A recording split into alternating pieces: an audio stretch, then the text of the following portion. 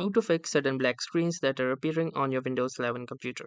So hey guys, welcome to this tutorial. In this tutorial, I'll guide you through the exact troubleshooting steps on how you can eliminate this particular annoying issue that whenever you are on your PC, suddenly black screen appears. So if it is a frequent occurrence, then there could be an issue with your graphics driver or your display driver.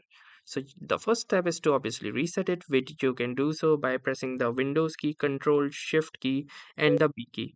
Once you will do this, you will hear a beeping sound from your PC indicating that the graphics driver has been restarted.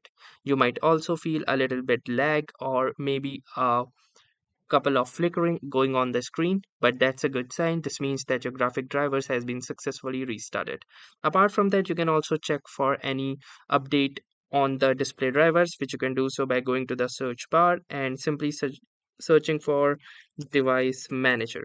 Now simply click onto this device manager of control panel and you will see on a screen like this, and from here you can check for your display adapters if they are working or fine.